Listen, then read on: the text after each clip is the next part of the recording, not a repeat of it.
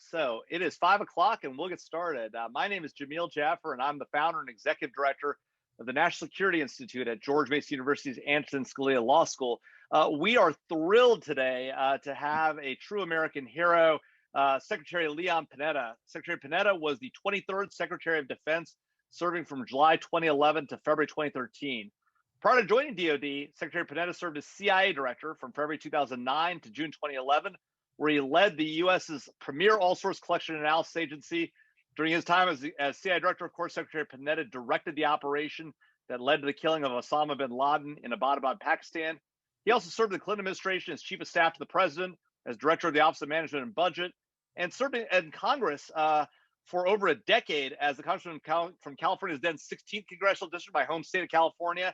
And he served for 2 terms as chairman of the House Budget Committee. I didn't know, but Secretary Panetta told me earlier today that he had also served as a young staffer on Capitol Hill. But he also served, perhaps most importantly, as an Army intelligence officer, where he received the Army Commendation Medal. Today, Secretary Panetta co-directs the Leon and Sylvia Panetta Institute for Public Policy at Cal State Monterey Bay. I've had the opportunity to go out and speak to his amazing students out there, where his organization really instills the values and virtue of public service in young people. So it's been an honor to talk to your students, Secretary Panetta. It's an honor to be here with you today. I know that we have a great audience here to hear from you. So if it's all right by you, sir, we could just jump right in. I look forward to it. Thanks for inviting me, and I want to pay tribute to the National Security Institute that you head, and to George Mason University. I've had the opportunity to do a lot with them in the time that I've been in Washington. So it's great to have this opportunity, and I look forward to your questions. Well, wonderful. Well, Secretary, one of the challenges, we've had a crazy year this year. COVID-19 pandemic, heated and hotly contested election, an actual insurrection at the Capitol. I mean, something that I think is almost unimaginable. The idea that thousands of Americans attacked the U.S. Capitol, threatening to potentially kill the Vice President of the United States, members of Congress, detain them, seize the votes of the Electoral College. And that doesn't even count massive cyber hacking by the Russians that we learned about late last year, exchanges of missile strikes in Iraq between us and the Iranians. In the last 2 weeks alone, we've seen the revelation of another massive hacking effort, this time by the Chinese, attacks on Saudi joint oil facilities by Iranian drones, changed election rules in Hong Kong, continuing violence in Burma as the coup government seeks to maintain control. And it almost feels like a bad late night TV sales pitch. And that's not all, but we do have a new administration in place. We have a new Congress. The Biden administration is now firmly there. How do you see the key near-term threats facing our nation? What are the big threats facing the nation? If you were advising the president today, what would you tell him to be looking out for? Talking to Jake Sullivan, what should they be thinking about right now as they look ahead to the next 6 months, year, 2 years? Well, you've obviously summarized a lot of the challenges we've seen. I mean, I don't think there's any question that the last year we've been through is the year from hell in the United States, with all of the challenges from a pandemic and its impact, recession, the impact on racial inequality has been heightened as a result of that. We've seen, wildfires in California and hurricanes back east and other storms, and we've seen a lot of polarization that resulted in that tragic event of having a mob attack the United States Capitol and actually bring our democracy to a halt. So we've seen a lot of terrible events, and yet it's important not to lose sight of what's happening in the rest of the world and the national security threats that are still there. Look, I think the most important thing is that President Biden has made clear that the United States has a leadership role in the world. I think that's extremely important to begin there, because unfortunately, I think there was a sense that we were gradually withdrawing from our role in the rest of the world. We were retreating into kind of almost an isolationist kind of syndrome here. And it sent terrible signals to our allies. It sent terrible signals to our adversaries. Right. And I think weakened our position generally. So, number one, it's important to assert that the United States is a world leader and that we have a role to play in the rest of the world. And secondly, that we have to strengthen and support our alliances because when you consider all of the danger points that are out there, it's absolutely critical that the United States builds strong alliances, not just in NATO, in the Middle East, in Asia, Right. in Latin America, in Africa. I mean, we need to have the support of other allies if we're going to confront these issues. As to the flashpoints that are out there that are dangerous, I mean, in some ways, I've never seen as many flashpoints as we're facing since the end of World War II. Right. We're still, we can't forget we're still dealing with terrorism. We're still dealing with ISIS and a movement that is not going to stop. Their continued effort to try to attack our country and attack other Western countries as well. That's at number one in terms of the kind of threat that we've got to make sure we deal with. There are failed states in the Middle East, and they're becoming the breeding grounds for even further terrorism, whether it's Syria or Libya or Yemen or what have you. We have Iran still representing a real threat through the security of the Middle East and undermining security in that region. North Korea continuing to build additional nuclear weapons, a threat not just to South Korea, but to the United States as well. Russia, new chapter in the Cold War with Putin. We just got an intelligence report that Putin clearly was again involved in the 2020 election, plus the kind of cyber attacks that you pointed out that Russia's been engaged in. And then, obviously, probably one of the principal threats that we're confronting today is China, because China, too, is making use of the opportunity, the vacuum left by the United States. They are trying to assert their influence economically, militarily, and in other ways to try to expand their influence in the world, expand their influence. That's basically what China is trying to do. And at the same time, build up their military. And they're obviously aggressive with regards to the islands in the South China Sea. We're concerned about what's happening in Hong Kong, Taiwan, the threat to Taiwan. So China represents a primary threat as well. And then, you pointed out a number of other areas. Cyber is an additional battlefield that we are dealing with now. I mean, I have often said that cyber is the battlefield of the future, and it's proving to be that case right now. And frankly, I'm not sure we are as prepared to deal with the threat from cyber attacks as we should be. And you can see it from the success of the attacks that have taken place in this country. So I think it's extremely important if the United States is to be a world leader, we have got to work with our allies to develop the defenses and develop our national security to be able to deal with our adversaries throughout the world. Right. Well, look, I mean, Mr. Secretary, I agree with you 100% on every threat that you named there, and in particular the concerns that you have on cyber and on China. And I wanted to dive deep into those here in just a second, but I want to come back to something you started with, right? Which is this the point about terrorism and the fact that we are still fighting a war on terror, and we still need to be fighting that war because the enemy hasn't stopped. ISIS is still out there. Al Qaeda is still out there. There are a lot of folks, though, I think, who feel like 20 some years on into this conflict, nearly 20 years, that the time has come. And, you hear groups out there that are funded by wealthy people on both sides of the aisle that say we need to end all endless wars. We've heard members of Congress say that they haven't conducted enough oversight and that they ought to perhaps, introduce resolutions to repeal the 9/11 AUMF. And the president has indicated he might be interested in working with members of Congress to get the right authorities in place, not to necessarily end the conflict, but to fight it in a different way. What is the right way for the American people to think about this quote unquote endless wars concept? And if the conflict is to continue as you've suggested, how do we fight it in an era where the American people are weary of foreign conflicts? Look, I think the best way to think about this is not in the context of endless wars. Although I understand the argument, I think you've got to think about it in the context of America's national security. All Americans have to be concerned about protecting our national security. As director of the CIA and as Secretary of Defense, I felt my primary mission was to protect our country and to protect the American people.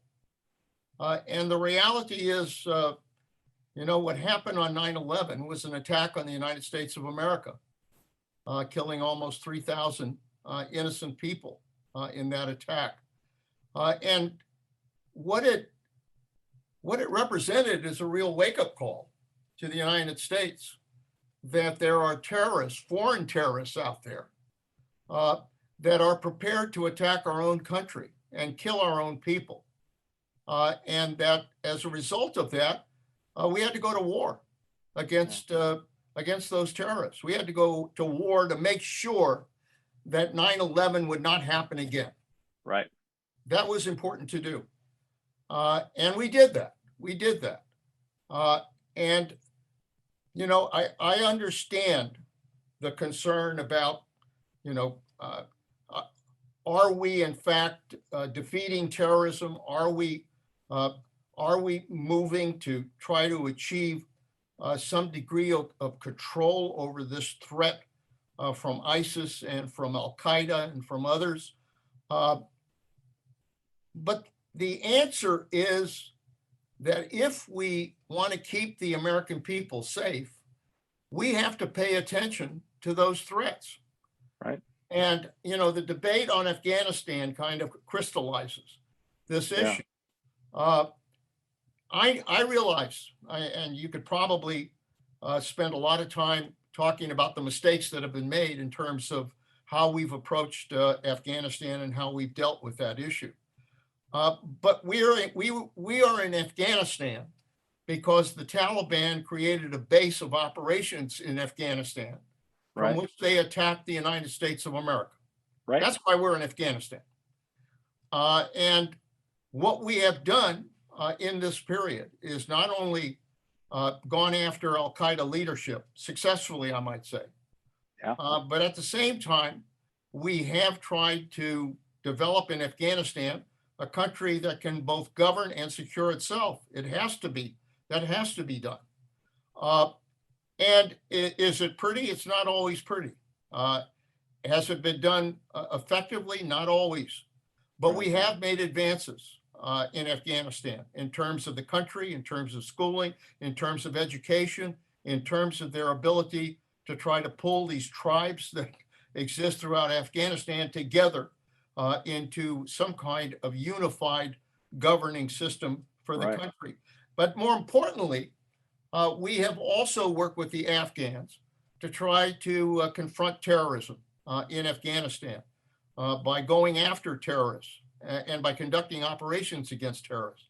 Right. If the United States cuts a deal with the Taliban in which the Taliban can ultimately regain control of Afghanistan. Right. Make no mistake about it, the Taliban will establish a base of operations for terrorism. Once again. And we will, whether you like it or not, we will have to go back and confront them. The same way we had to go back and confront ISIS. In Iraq. As a result of leaving Iraq, ISIS came together and invaded Iraq. We had to go back in and deal with it. And so, rather than make that mistake, if it requires that we maintain, 2,500 or 3,000 troops in Afghanistan, in order to continue to put pressure on Afghanistan, in order to continue to put pressure on the Taliban, in order to continue to move in the right direction there, then I think we need to do that. Why? Because of our national security. That's why. Well, I mean, this is exactly it, and yet we see so often, leaders, both parties, making the same mistake over and over, right? Thinking that if we don't fight the war there, that it won't come to our shores. As you rightly point out, we didn't choose the 9/11 attacks. We didn't choose the war in Afghanistan, right? You could debate whether we chose the war in Iraq, but having engaged in that and then having left it precipitously, right? We saw the price that was exacted. We were right back in there. And so, it's painful to watch, members of Congress and then people in the office of presidency, make the same mistake over and over again. So look, I mentioned now. So we talked about some of these near-term threats, but I want to talk about some of these bigger threats you talked about, these longer-term challenges. You mentioned China as an enduring challenge, and you mentioned cybersecurity. I do cyber in my day job, which isn't unfortunately at NSI.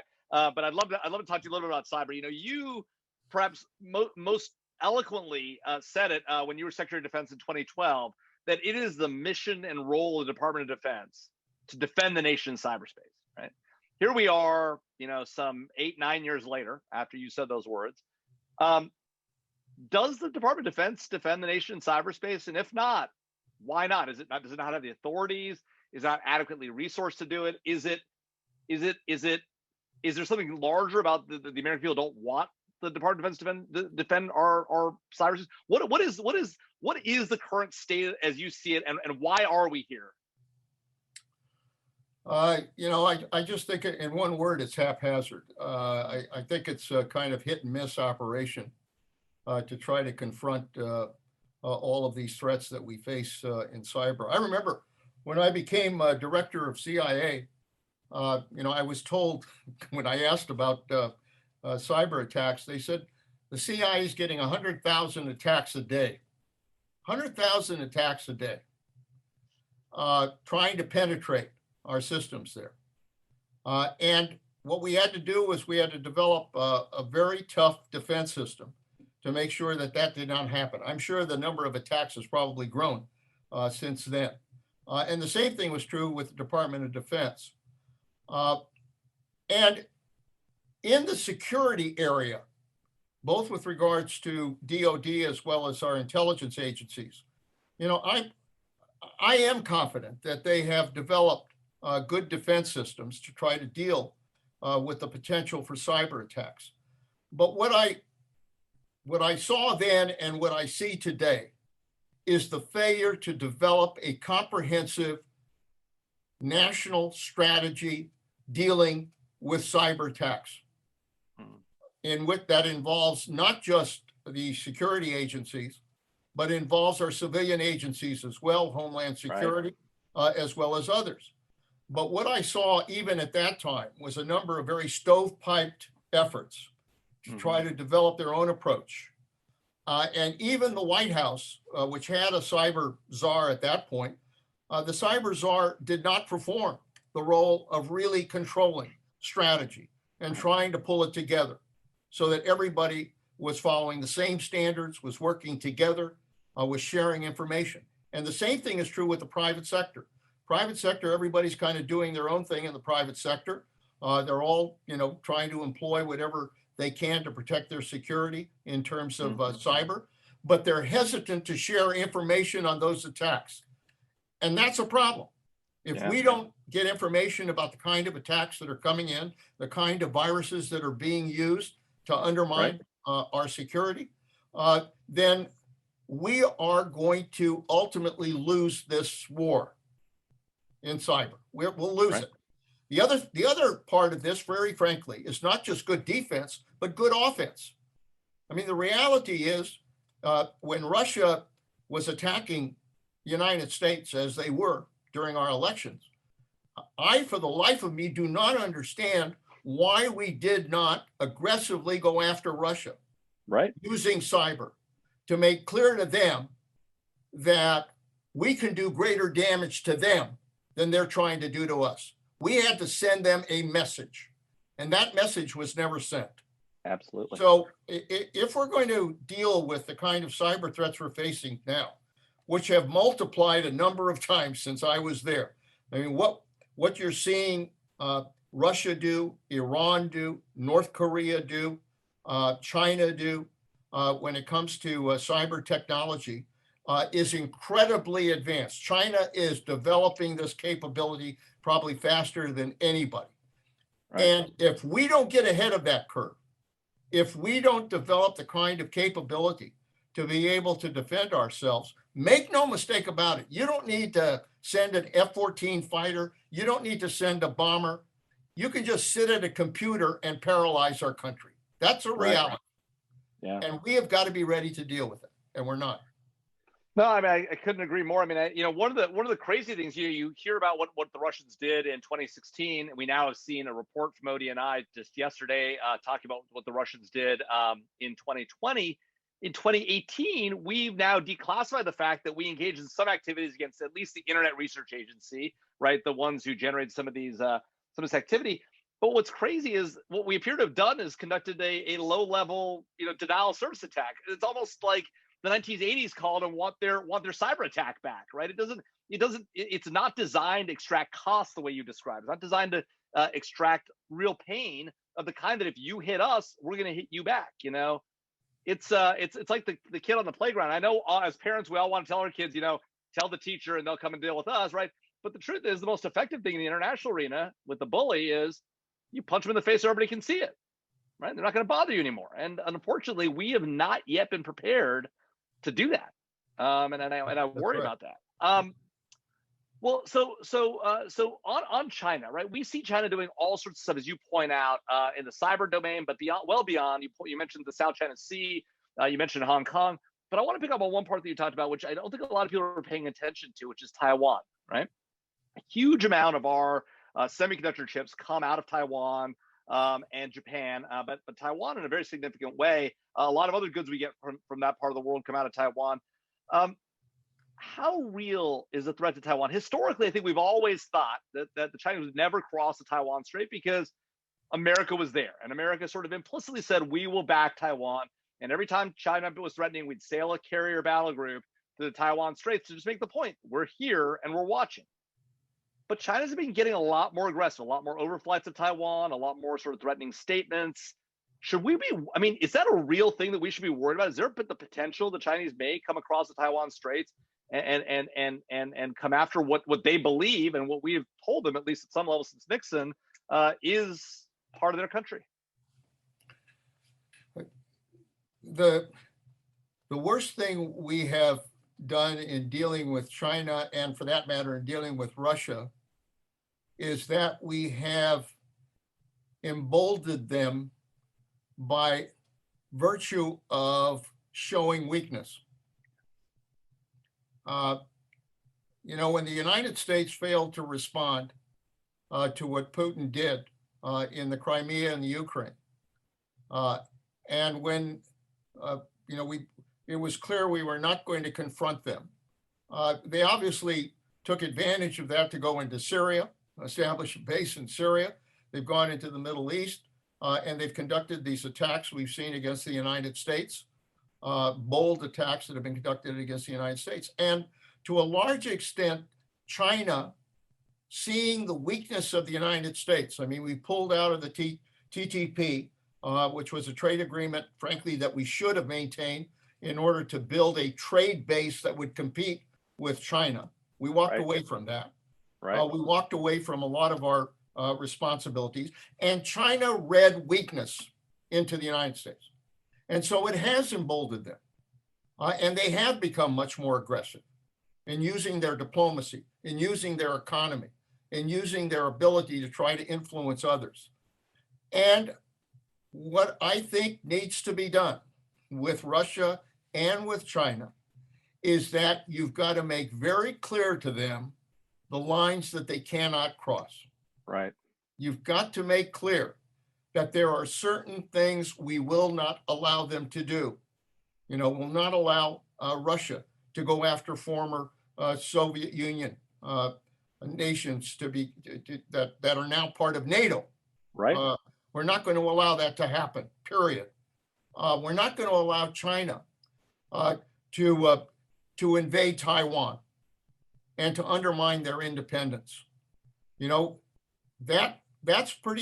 That's a very important signal to make clear to China. We're not going to let you do this. Now, I think, frankly, if China understands that we're serious about that, right, they won't do it.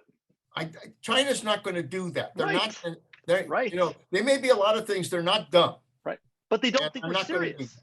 They So, don't think we're but serious. they've got to get that signal that the United States is a player in the Pacific. We are a power in the Pacific. Yes, we're going to deploy our forces in the Pacific. I once had a conversation with President Xi, who was criticizing the fact that we were going to rebalance some of our fleet to the Pacific. And I said, you know, Mr. President, we are a Pacific power, just like Right. you are a Pacific power. And we can either work together to deal with the threats that we all confront, or we are going to operate separately. But we are a power in the Pacific because that is a reality.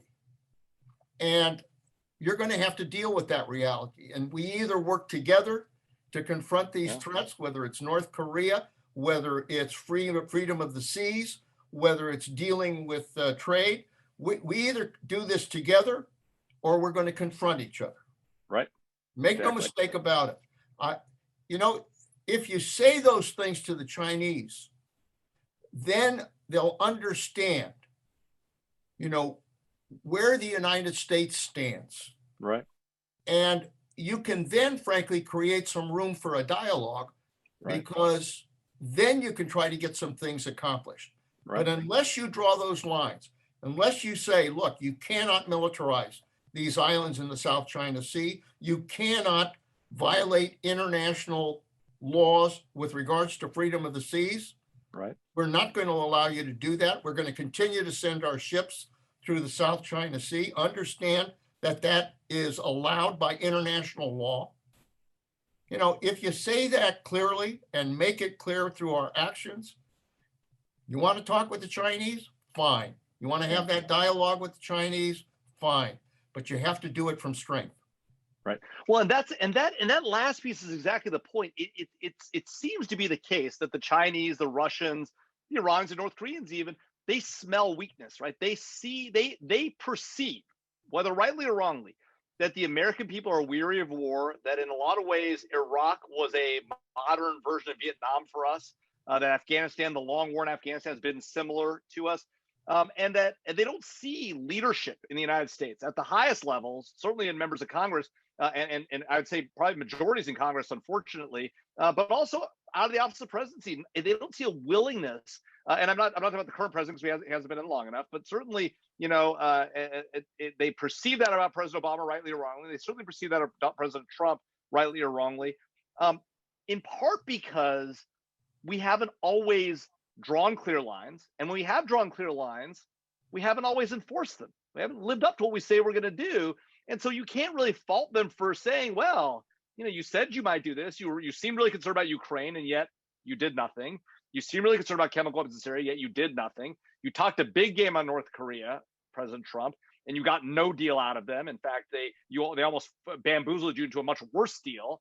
You know, it seems to me that one of the challenges we face in the world is that we haven't really built our reputation on being, you know, a fierce ally or a very bold enemy. We've sort of seemed a little milquetoast and concerned about coming home. Jamil, I think one of the problems, and I've seen this for a while, you know, in the Clinton administration, one of the things we did was actually put together a comprehensive national security strategy for the country that identified where our national security interests were, and how we would respond if those national security interests were threatened. A comprehensive strategy, and for a lot of reasons, recent administrations just haven't wanted to sit down and develop that kind of comprehensive strategy because they feel that, you know, it in some ways limits them in their ability to respond to that more immediate crisis. Well, what happens is that we wind up then simply responding to crisis rather than getting ahead of crisis. Right. And when you do that, then you have to respond to that crisis. You deploy forces to deal with the particular crisis. And then when you don't have the clarity of mission as to why the hell you're there, what is victory, what is achieving your mission, and when is it time to get out, it gets muddled. Yeah. And then everybody gets a little confused about why are we doing that?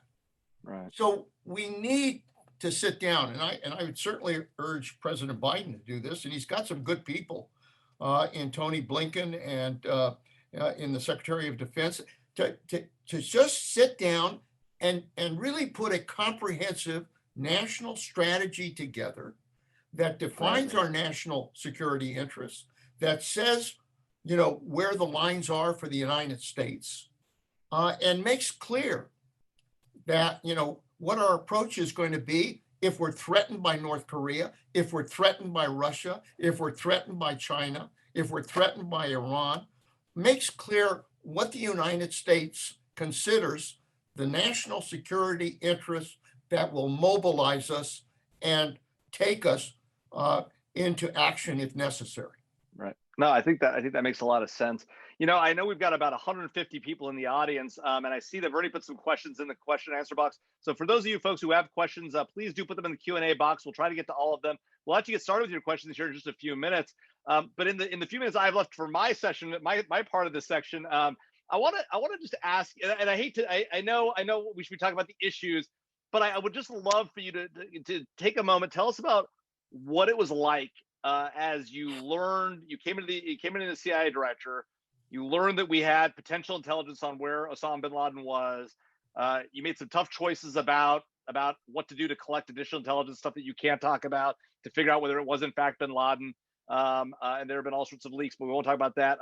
And then you had operational control with these JSOC forces chopped to CIA, and you were in the seat making the call. Talk to us about the lead up to that moment, what it was like in the room in the command center. Seeing the helicopter go down and wondering whether this was sort of, your Desert One moment. I mean, I can't even imagine. So can you just give the audience a sense of like what the lead up, what that moment was like? Well, thank you for the question. I mean, without question, it's one of the proudest operations that I had the honor to be a part of. President made clear that it was important we go after bin Laden. I remember talking to the CIA and saying, where are we? And I had different people say, well, we're not sure where he is. We haven't had any leads. We don't know whether he's living in a cave or whether he's living in Iran or whether he's dead. We don't know. And I said, well, that's not satisfactory. We've got to put together an effort that focuses on nothing else. And assigned people at the CIA to do that, and they did, to their credit. And they developed a number of different approaches to trying to pin down, where bin Laden, in fact, could be. And it was the result of, intelligence that we were able to gather that identified the couriers to bin Laden, which was a key. And then we put faces to those couriers.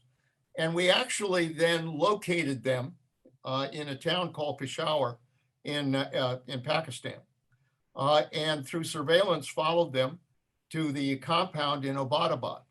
And when they got to the compound, the lights went off because the compound was about 3 times as big as any other compound, had 18-foot walls on one side, 12-foot walls on another side.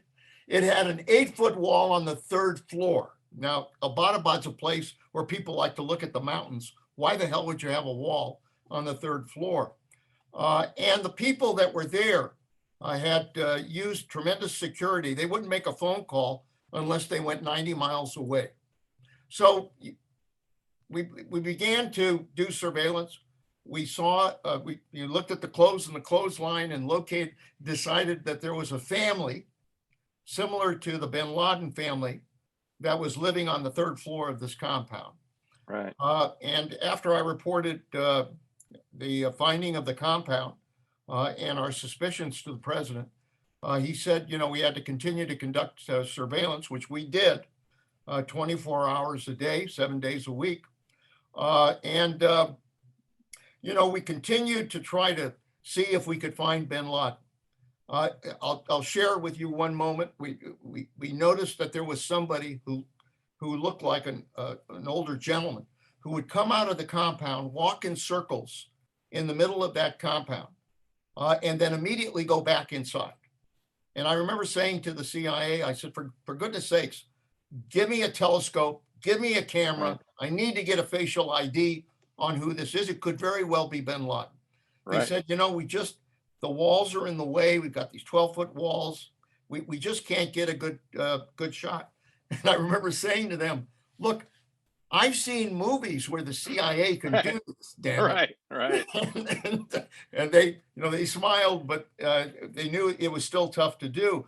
So after we spent about a number of months gathering information, and it was at that point the president said, he was worried about leaks, and so he said we have to put an operation together. I got together with Bill McRaven, Admiral McRaven, who was head of Special Forces at the time, and just, he was just terrific.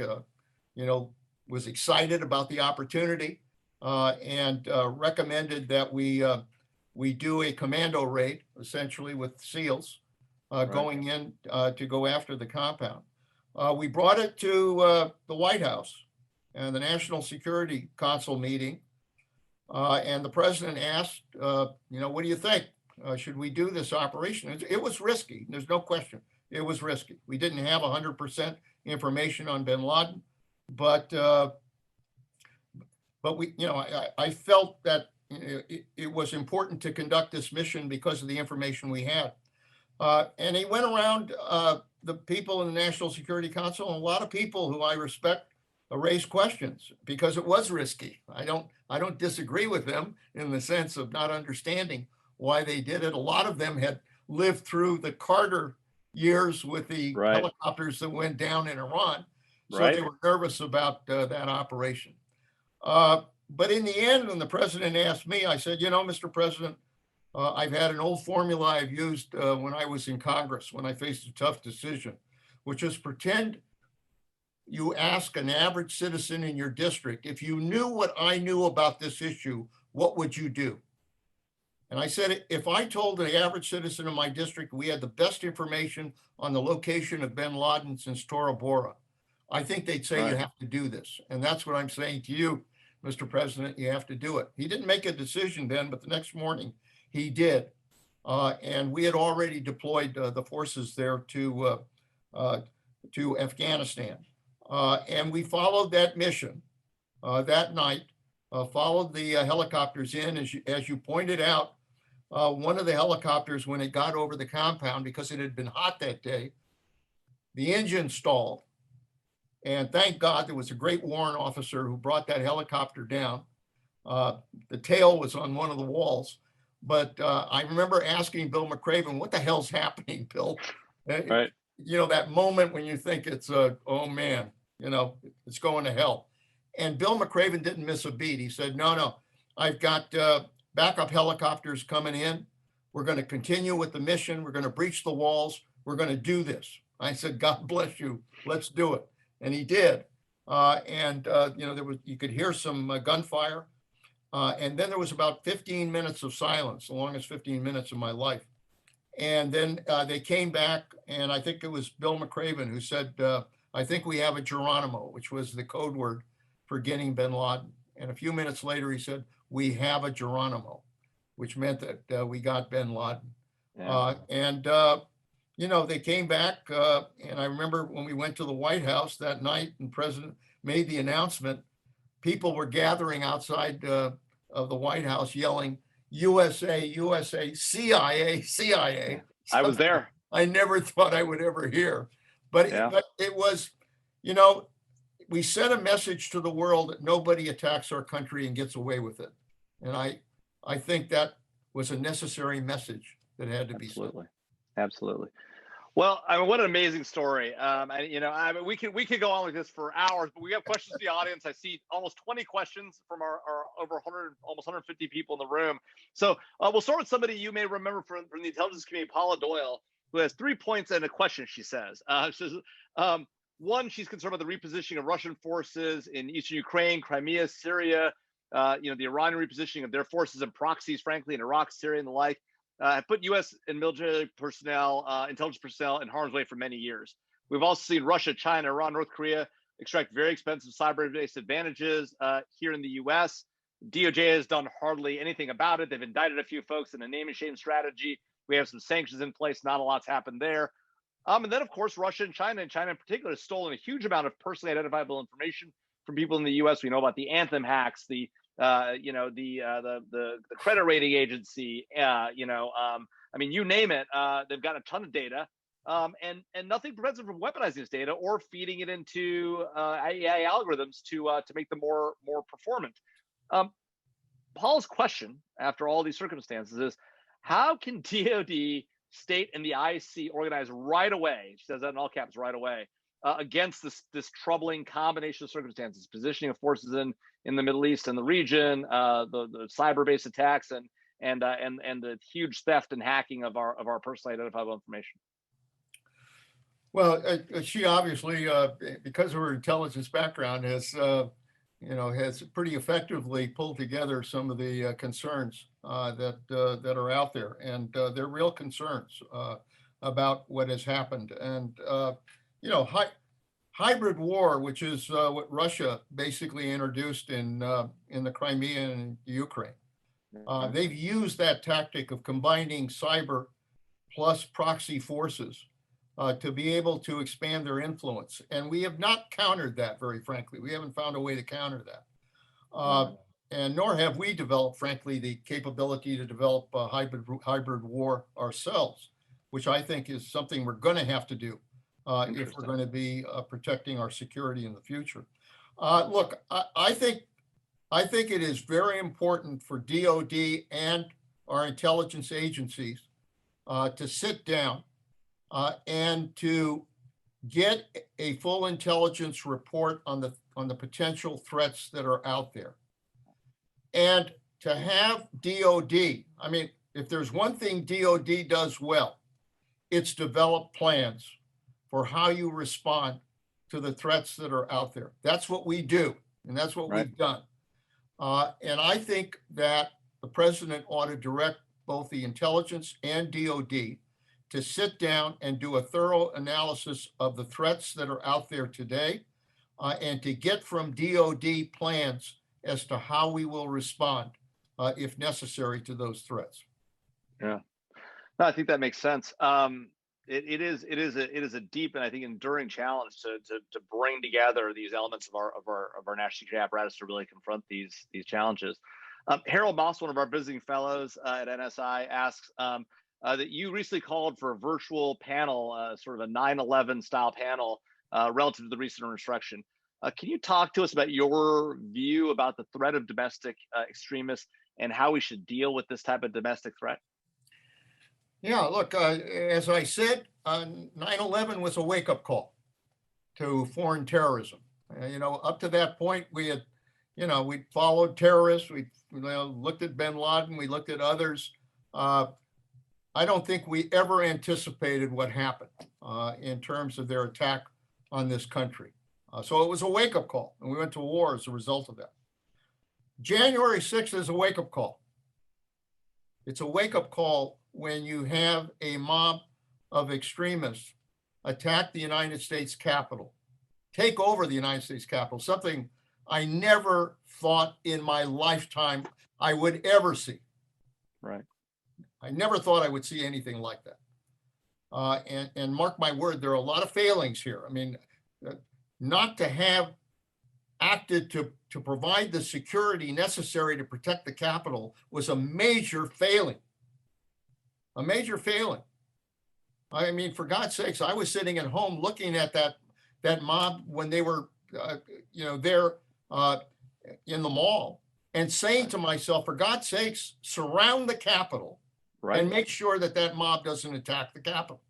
And then when the cameras focused on the Capitol and there was no arm in arm protection for the Capitol, I said, this is outrageous. And so, look, domestic terrorism is a threat. We know what white supremacist groups and with other conspiratorial groups are all saying and doing and organizing. We've seen the threat. We have to do exactly what we did in dealing with Al-Qaeda, in the sense that we have to develop very intensive intelligence capabilities to target these groups. And make sure that we know exactly what they're up to and exactly what they're doing. Right. That's the first order of business, is you've got to find out what the hell they're up to. You can't wait for them to attack and then respond. You've got to go at them before they attack in order to protect our country.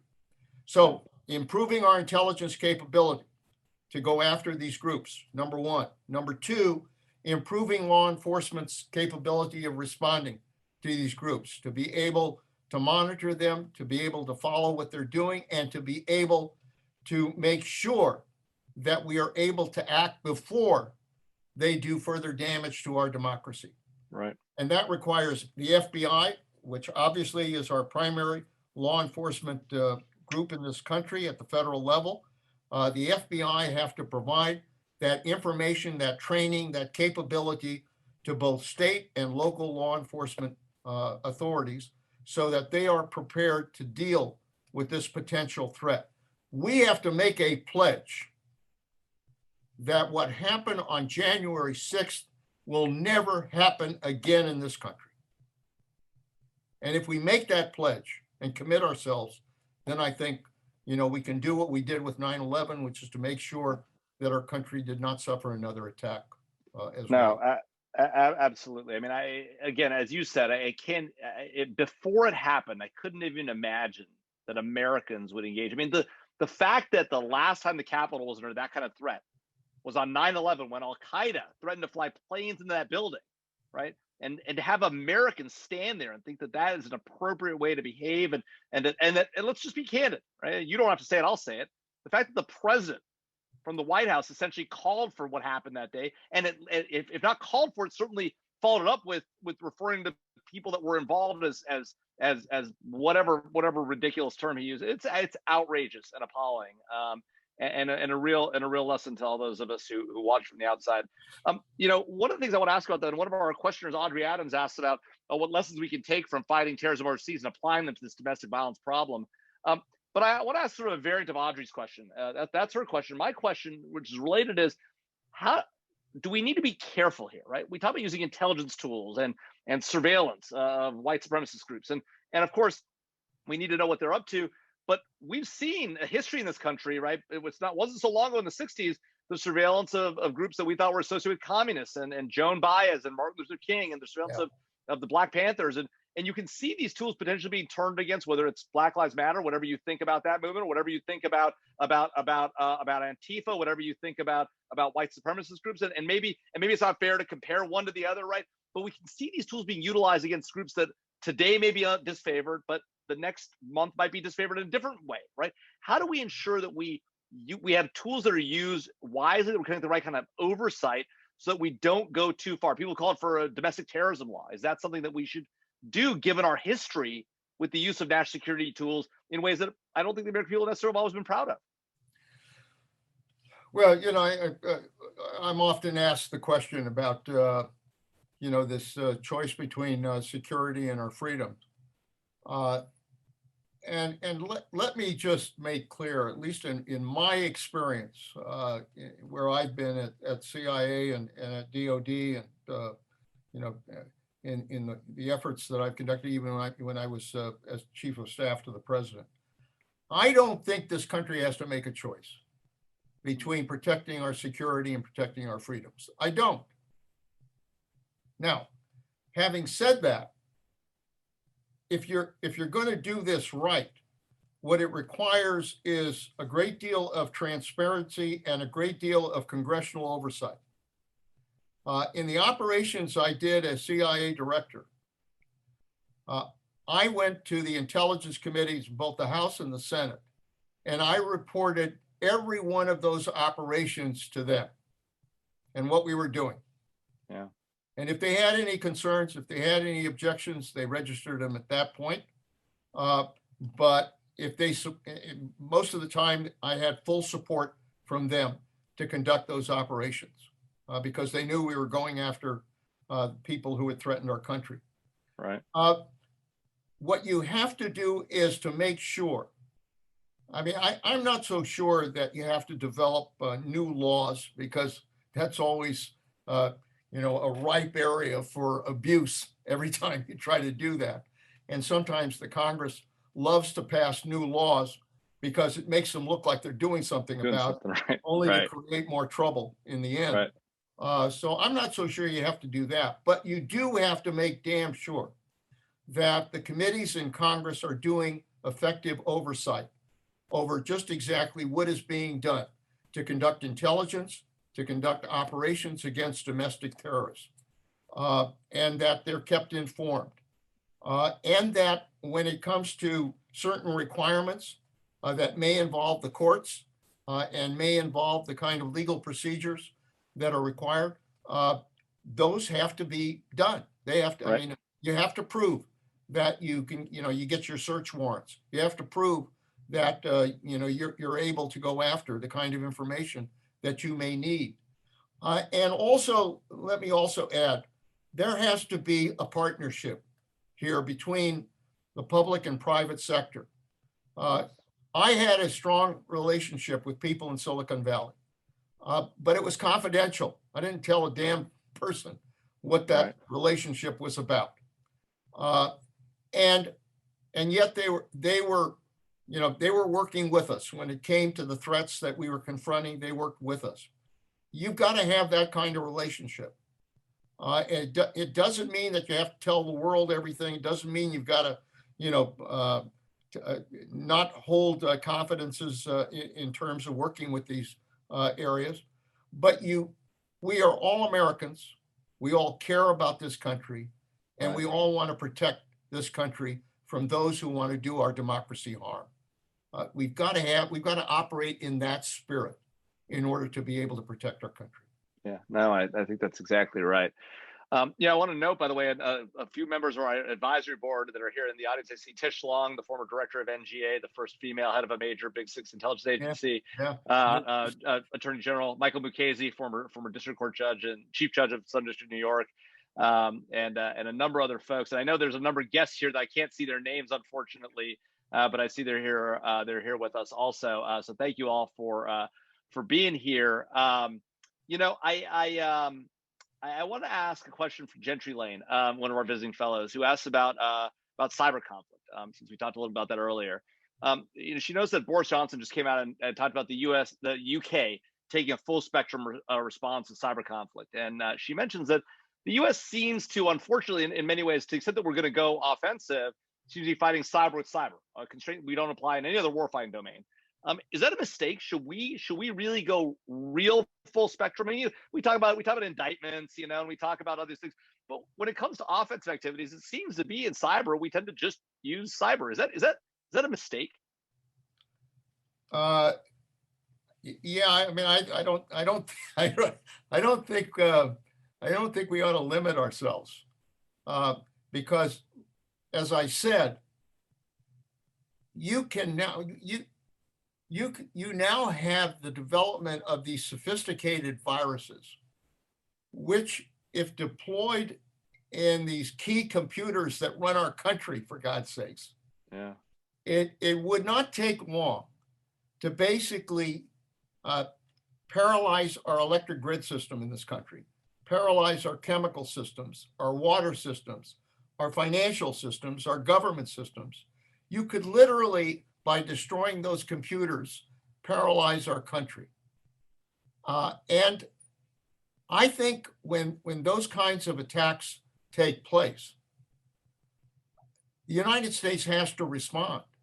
Now, I know that we have really not developed what is an act of war when it comes to a cyber attack. We haven't really defined that. But But I think we do need to take the time to be able to define what constitutes an attack against our national security when it comes to cyber, so that we are permitted not just to respond in cyber, but can respond in other ways to send a clear message that we are doing everything necessary to protect our country. That has to be the approach we take in this arena. Yeah. One of our guests, Arthur Reiser, who's a faculty member here at NSI, wants to talk about China. And he notes that he served in Iraq, Fallujah in 05 and 06. His son is an Army infantryman and his wife is in the Army JAG Corps. How prepared should we be for a kinetic war with China? Or maybe another way of asking, he says, is how scared should we be? Is that a real thing? A kinetic war with China? Well, look, from my own experience, working with companies in Silicon Valley, every one of them believes that China is far ahead of us in terms of technology related to cyber. Certainly, they're operating ahead of us when it comes to artificial intelligence. They're operating ahead of us in terms of development of new technologies. There's not much question in my mind that China is going full speed ahead to try to develop these capabilities. And the consequence is that if we do not invest in the same capabilities, and I think we've dropped the ball, frankly, in terms of funding for new technologies in this country. We have got to invest in cyber. We've got to invest in artificial intelligence. We've got to invest in cutting edge technology. Right. That is the future. And if we continue to fall behind, make no mistake about it. You talk about emboldening our adversaries. That's exactly what you will do. Because if they think they can attack us and have an advantage over us by virtue of that, we have to make clear that that temptation should not exist. And the only way you do that is by preparing ourselves to be able to develop that kind of technological capability. Absolutely, absolutely. So we have 3 minutes left, and so I'll take one more question from the audience, then we'll wrap up. And I want to end on time and be respectful of your time, sir. So our last question, and I apologize to all the people. There are 23 questions that are not going to get answered, unfortunately. But our last question will come at you from Tish Long, who asks, thanks you for your service and your continued involvement in our national security affairs. And she's interested, and now remember, former director of NGA. She wants to know your views on the U.S. Space Force and where their focus should be, besides protecting our satellites and our collection capabilities. She did. I added that last part to be fair. I did not. She did not ask that part. But yeah, what do you think about the U.S. Space Force? I always get very worried when you build a new bureaucracy to deal with the problems that we have. And even though I kind of understand that it helps us focus a little better, perhaps. I'm gonna at least give them the opportunity to show me I'm wrong. Right. Because and I've been through this. I think we went through it with Homeland Security, constructing. Yeah. Still going through with Homeland Security. It's we built Homeland Security as a response to 9/11. And it suddenly became a bureaucracy in which there were a number of agencies that didn't relate to one another. They were all operating in their own area. They couldn't come together. And eventually they have. I give credit to the secretaries that have had to deal with that. But it took a long time. It took a long time for Homeland Security to make sense to me. And the same thing is true for other bureaucracies that we suddenly develop as an answer to something. So I'm a little bit cynical about the space cadets, the space group here, but I'm willing to give them the room to prove me wrong. I do think that it is essential that we focus on space. China is focusing on space. Russia is focusing on space. The capabilities of the kind of weaponry you can develop in space could really undermine our national security in a second. And if we aren't ahead of the curve in developing space capabilities and making sure that we're protected in space, then I think we're going to suddenly find ourselves captured by our own inability to have maintained our space capabilities in outer space. So bottom line is, yes, we have to focus on space. Yes, we have to develop new capabilities. Yes, we have to be able to make sure that the United States is investing in that area. And you know, if the space, I'm not sure what are they called? Space Force. Space Force. If Space Force can help, then fine. But you know what? Regardless of whether or not we have a Space Force, we should do this job. We got to do it. And whether it's NGA or whether it's the groups that are involved with space exploration, one way or another, we need to stay ahead in space. Agreed. Well, look, Mr. Secretary, thank you so much for taking this time. It's been an amazing conversation. It's such a thrill to be talking to you and to hear your thoughts on this stuff. For folks in the audience, keep an eye out for NatSec Nightcap next month. Keep an eye out for our new law and policy papers up on our website, China Naval Aggression, Decoding Deep Fakes, Pandemics, the Intel Community. Also, check out our new blog, theskiff.com. Find us on LinkedIn, Twitter @Mason NatSec, and our 3 amazing podcasts, Fault Lines, which is Republicans and Democrats talking about national security, Iron Butterfly, featuring the stories of women in intelligence and national security, and NSI Live, all of our events. Mr. Secretary, I can't thank you enough. What an amazing event. Thank you for doing this. Thank you, the audience, for being here. Everybody have a terrific night. Thank you, and my thanks to everybody. I really appreciate the opportunity, and it's good to be with you. Good to have you, sir.